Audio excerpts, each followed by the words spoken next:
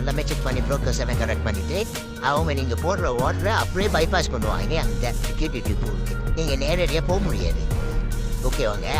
இப்போ அதே ப்ரோக்கர்ஸ் எப்படி சம்பாதிக்கிறாங்கன்னா அந்த ஸ்ப்ரெட் மூலயமா சம்பாதிப்பாங்க. நீங்கள் லாஸ் பண்ணீங்கன்னா அதில் போய் சம்பாதிப்பாங்க. சின்ன சின்ன ஆர்டர் போட்டால், பெரிய ஆர்டர் போட்டால் அவங்க அந்த ஆர்டரில் கையை வைக்க மாட்டாங்க என்றைக்குமே. ஏன்னா அவங்களுக்கு பயம் வந்துடும், கன்ஃபார்ம் பயம் வந்துடும். அவ்வளோ தூரம் காசு திடீர்னு நீங்கள் எடுத்துடக்கூடிய ஆதாயம் அவங்களால கொடுக்க முடியுமான்ற பெரிய பயம் வந்துடும். ஆனால் லிக்விடிட்டி ஃபுல்லாக வந்து அனுப்பிட்டாங்கன்னா எல்பிக்கு அனுப்பிட்டாங்கன்னா அது கதையே இல்லை. எந்த ஒரு பிரச்சனை, எத்தனை லட்சமாக இருந்தாலும் சரி, கோடியாக இருந்தாலும் சரி அவங்க கொடுத்துருவாங்க. ஏன்னா அந்த ஓட்டல் அங்கே போயிடுச்சு. வாட்டர் இருக்க எல்பிக்கு போயிட்டாலே நீங்கள் பயப்படவே வேணாம். எத்தனை கோடி நீங்கள் அதில் எடுத்தாலும் அவங்க கொடுத்துருவாங்க. அதுதாங்க எல்பி. அது ரெகுலேட் பண்ணுதுங்க. அது சட்டப்படி எல்லாமே கரெக்டு தாங்க. அந்த மாதிரி ஏமாற்ற வாய்ப்பே இல்லை யாரையுமே. என்ன வரைக்கும் ஒரு நாளைக்கு குறைஞ்சி 4 ட்ரில்லியன் டாலர் வந்து பணம் வந்து பரிவர்த்தனை பண்ணிக்கிட்டு இருக்கு. ஒவ்வொரு நாளுமே 4 ட்ரில்லியன் அமெரிக்க டாலர். உலகத்தில் ஒன்றா நம்பர் பிஸ்னஸ் இது ஒன்று தான். எந்த பிஸ்னஸ்னாலையும் ட்ரில்லியன் கணக்கில் ஒரு நாளில் டர்ன் ஓவர் பண்ண முடியாது. ஆனால் இந்த ஃபோரெக்ஸில் ஒன்று தான் ஆகிட்டு இருக்கு. அது பல பேருக்கு தெரியாது, பல பேருக்கு தெரிஞ்சிட்டு வாய்ப்பு கிடையாது. ஏன்னா எல்லாம் நினச்சிக்கிட்டு இருக்காங்க ஃபோரெக்ஸ்னா இப்படி தான், ஐயோ லாஸ் போயிடும், ஃபோரெக்ஸ்னா நமக்கு லாஸ் ஆகிடும், ஃபோரெக்ஸ்னா ஐயோ அதில் காசு போட்டால் என்ன காசு போயிடுமே அப்படின்ற மைண்ட் செட்டில் தான் நம்மளோட சமுதாயம் இன்னை வரைக்கும் இருந்துக்கிட்டு இருக்கு. அது பொய், முழுக்க முழுக்க பொய்யுங்க. ஏன்னா நாங்களாம் செஞ்சு எடுத்துக்கிட்டு இருக்கோம் காசு. எங்களுக்கு நாங்கள் ஆரம்பத்தில் அப்படி தான் நினச்சோம். ஏன்னா நம்ம தமிழ் ஆளாச்சு. நம்ம தமிழ் ஆளுங்க அப்படி தான் அந்த மைண்ட் செட் வரும். அந்த படத்துலலாம் அப்படி தான் காமிச்சிட்டு ஆகிங்க. அப்போ இப்போ நாங்கள் கண்ணால் பார்க்கக்குள்ள எங்களுக்கே தெரியுது எது உண்மை எது பொய்யின்னு. அதனால தான் அந்த தமிழர் சமுதாயம் வந்து இந்த பக்கத்தே வராமல் இருக்காங்க. இன்னமும் அப்படி தான் இருக்காங்க. அதுதான் எனக்கு ரொம்ப வருத்தமாக இருக்குது. ஏங்க நம்ம சின்னாங்க இதை படிச்சுட்டுமாங்க இந்த மார்க்கெட்டோட ஸ்ட்ரக்சர் எப்படி வேலை செய்யுது, எப்படி அது எதிரால வேலை செய்யுது, அதெல்லாம் ஆதிலாம் நீங்கள் படிச்சுட்டீங்க வைங்க. நீங்கள் உங்கள் பிள்ளைக்கு சொல்லி கொடுத்து இது சந்ததியாக நீங்கள் உட்காந்து அதான் சம்பாதிக்கிறாங்க. இது உண்மையிலேயே நீங்கள் கோடீஸ்வரன் பணக்காரலாம் பாருங்களேன். ஏன் வந்து இந்த மாதிரி கொம்பேட்டில் உட்காந்து சாட்லாம் பார்க்குறாங்கன்னு தெரியுமா உங்களுக்கு? நீங்கள் அவங்க எப்படி பார்த்துருக்கீங்க? கோடீஸ்வரன் பணக்காரன், பெரிய பெரிய பணக்காரன் வந்து இதை பண்ணுவாங்க. கன்ஃபார்ம் பண்ணாமல் இருக்கவே மாட்டாங்க. நீங்கள் போய் பாருங்கள். ஏன்னா அவங்களுக்கு தெரியும் காசு எங்கே இருக்குங்க. இதில் இருக்குது காசு லட்சக்கணக்கு, கோடியாக இருக்குங்க. ட்ரில்லியனாக இருக்குங்க. அப்போ காசு இங்கே இருக்கும் போது உட்காந்துக்கிட்டு கால் ஆட்டிக்கிட்டே அவங்க காசு போட்டு எடுப்பாங்க. இப்போ எப்படின்னா கடலில் நீங்கள் சின்ன மீனை போட்டு பெரிய மீனை பிடிக்க முடியாதுங்க. கடலில் நீங்கள் சின்ன மீனை போட்டு பெரிய மீனை பிடிக்கணும்னு நினச்சிங்கன்னா உங்கள் சின்ன மீனை தூண்டிட்டு எல்லாமே போயிடுங்க. அது கடல். ஃபாரெக்ஸ்ன்றது கடல். இப்போ நீங்கள் அங்கே போயிட்டு பெரிய மீன் தான் போடணும், தூண்டி இல்லை இறக்கி. பெரிய மீன் பெரிய போட்டோட போனால் தான் நீங்கள் தப்பிக்க முடியும். அறையிலேருந்து அடிக்கிற அறையிலேருந்து சூறாவளி புயல்லேருந்து எல்லாத்துலேயும் தப்பிச்சு வந்து முடிக்க முடியும். அதுதான் அந்த அக்கௌண்ட் பெருசாக எடுக்கணும்னு சொல்கிறது. சின்ன அக்கௌண்டாக இருந்தால் அது அடிக்கிற அறையிலே நீங்கள் கவுண்டருங்க போட்டு தெரிந்தாங்க. அந்த அடிக்கிற அலை தான் வந்துங்க ஃப்ளோட்டிங்கு. இந்த சோப்பு கலரில் போயிட்டு கீழே போனால் கொஞ்சம் தாங்கிறதுக்கு அந்த வலிமை வந்து அது அக்கௌண்ட்டில் இருக்கணும்னா பேலன்ஸ் இருக்கணும். அப்போ தாங்கி வந்துடுச்சுன்னா நீங்கள் தாங்கி கொடுத்துட்டீங்க, தாங்கலான்னு நீங்கள் வெயிட் பண்ணி பரவாயில்ல லாஸ் கட் பண்ண வேணாம். கட் பண்ணிட்டீங்கன்னா உங்கள் அக்கௌண்ட்லேருந்து காசு போயிடும். கட் பண்ணாத வரைக்கும் உங்கள் அக்கௌண்ட்லேருந்து காசு போகாதுங்க. அது எவ்வளோ சோப்பாக இருந்தாலும் சரி. இப்போ நீங்கள் $1000 வச்சுருந்தாலும் அந்த லாஸ் வந்து மேலே $1000 வரைக்கும் உங்கள் ஓடுதா, ஃப்ளோட்டிங் ஆகுதா, அவ்வளோ தூரம் உங்களுக்கு இது எதிர்ச்சியில் போயிட்டுருக்கா. அக்கௌண்ட் இன்னும் ஆமாம். அந்த $1000 வந்துடுச்சா, மார்ஜின் கால் வருதா, அப்போ தான் வந்து தான் காசு வெட்டுவாங்க ஃபுல்லாக.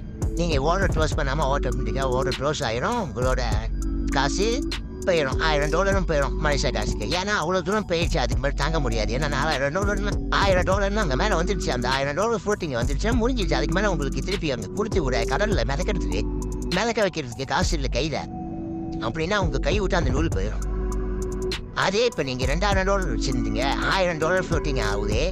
இன்னும் $1000 ஓகே அக்கௌண்ட்டில் பிரச்சனையே கிடையாதுங்க. திருப்பி அது மேலே வந்துச்சுன்னா வைங்களா, திருப்பி ஏறி ரிவர்ஸில் வருது. அந்த எதிர் திசையில் போனது திருப்பி வருது, அங்கே இது விழுது. நீங்கள் ஓட க்ளோஸ் பண்ணாமல் வச்சுருந்தீங்க, அந்த $1000 கொடுத்துக்கிட்டே வரும். ஒரு $700 ஃப்ளோட்டிங்கில் வந்துக்கிட்டே இருக்கும். அப்படியே வந்து அந்த உங்கள் ஓட்டர்ஸை தாண்டி இன்னும் போயிடுச்சுன்னா இந்த பக்கத்து தாண்டி உங்களுக்கு ஆதாயம். நீங்கள் அது வரைக்கும் நீங்கள் க்ளோஸ் பண்ணாமல் இருந்தீங்கன்னா உங்களுக்கு தெரிஞ்சால் ஒண்டி தான் செய்ய முடியாது. தெரியும்னு செய்ய முடியாது. கண்டிப்பாக வரும், தெரிஞ்சால் ஒண்டி தான் செய்ய முடியும். அப்படியே தெரிஞ்சா கன்ஃபார்ம் நீங்கள் வெயிட் பண்ணி அது பிரச்சனையே இல்லாமல் ஆதாயம் வந்து நீங்கள் க்ளோஸ் பண்ணிக்கலாம், ஆதாயமாயிரும்.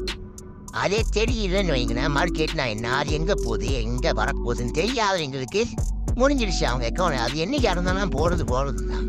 நீங்கள் இன்னைக்கு ஒரு நாள் வாங்கி போடுறீங்க, பை போடுறீங்க, ஆதாயம் வந்துடுச்சு. 2ஆவது நாளும் திடீர்னு போடுறீங்க, அது ஏதோ ஒன்று இதில் வந்துடுச்சு, ஆதாயம் எடுத்துட்டான்னு சொல்லிட்டு நீங்கள் அப்படியே மிதக்கினீங்கன்னு வைங்களேன், நான் போடுறதுலாம் வருது ஆதாயம். அப்படி இல்லைங்க, அது எல்லாம் கொடுக்கோங்க. ஒரு வாரம் நீங்கள் ஆதாயம் எடுப்பீங்க, இன்னைக்கு எடுப்பீங்க, நாளைக்கு ஒரு $1000 கூட எடுப்பீங்க, அன்னைக்கு இன்னொரு $1000 எடுத்துட்டு போவீங்க.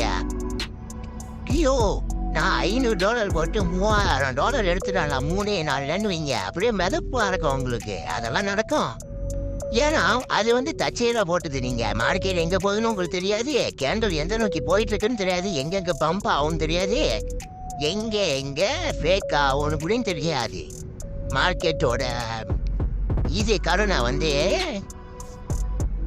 ரொம்ப காரசாரமாக இருக்கும். மார்க்கெட்டோட கருணையே கிடையாது மார்க்கெட்டுக்கே. நீங்கள் எவ்வளோ பெரிய கோடி சொன்னாலும் மார்க்கெட் உங்களுக்காக நிற்காது, உங்கள் மேலே பாவமும் பார்க்காது.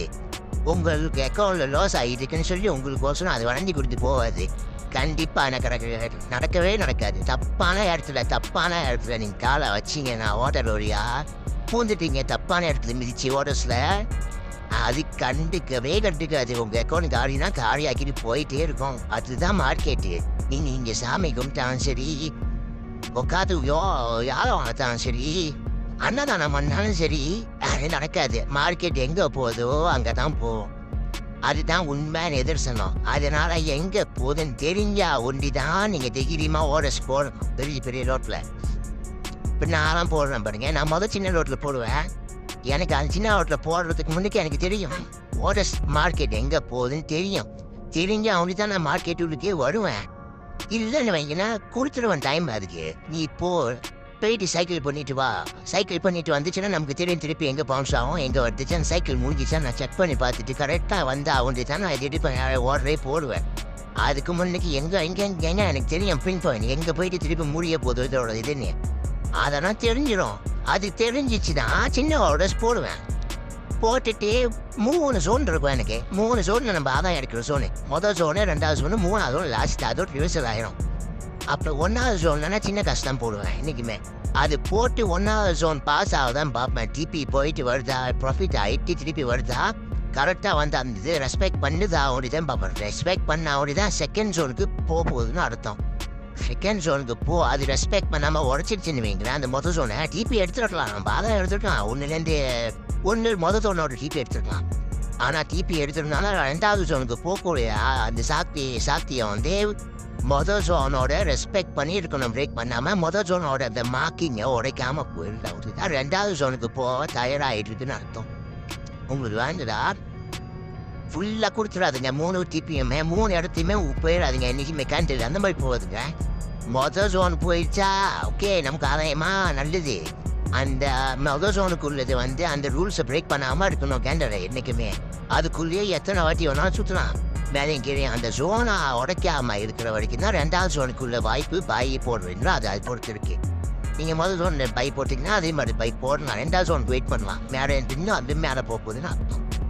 அதே ரிவர்சல் கொடுத்துட்டு கூடயும் போவோங்க, ஊசி ஆகிட்டு கூடயும் போவோங்க, ஸ்பைக் பண்ணிட்டு கூட போவோம். அதெல்லாம் நடக்கும். நான்லாம் நம்ப பார்த்துட்டேன். ஸ்பைக் பண்ணுற அளவுக்கு நம்ம அக்கௌண்ட்டில் வெயிட் பண்ணி அக்கௌண்ட் காலியாகாமல் பார்த்துக்கணுங்க. காசை போட்டு வச்சிடணும். நான் கண்ணு முழிச்சு போட்டிருக்கேன், காசு பத்தாமல் போயிடுமேனு. ஃப்ளோட்டிங் அவ்வளோ தூரம் போயிட்டுருக்கேன். ஏன்னா ரொம்ப சீக்கிரமாக பூந்துட்டேன். கீழே இப்போ நான் வாங்குறதுல போட்டுருந்தேன், கீழே போ ஃப்ளோட்டிங் ஆகுது. எனக்கு தெரியும் நான் மேலே தான் போகுது. ஆனால் ஸ்பைக் பண்ணுது. ஏன்னா ரொம்ப ஓல்கரான டைமே, ரொம்ப என்ன சொல்லுவாங்க, அது ரொம்ப நீ கரெக்டான நியூஸ் டைம்.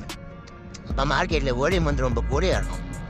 ரொம்ப பேர் வந்து ஃப்ளோட் இறங்கிடுவாங்க, மார்க்கெட்டில் போடுவாங்க. ட்ரான்சாக்ஷன் எல்லாமே அந்த நைட்டில் நடக்கும்.